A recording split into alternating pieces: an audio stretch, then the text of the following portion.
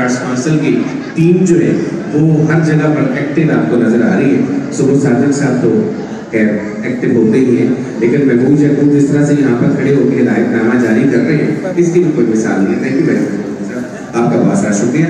लेकिन आप कुछ नाम होते हैं जो घरेलू नाम हो जाते हैं, वो इतने हमारे गिर्द गिर्द बस जाते हैं कि हमें लगता है कि यस हम इन्हें बहुत अच्छी तरह से जानते हैं। वैसा ही नाम सैयद नूर साहब का है, जो हर शख्स के साथ बड़ी मोहब्बत के साथ पेश आते हैं।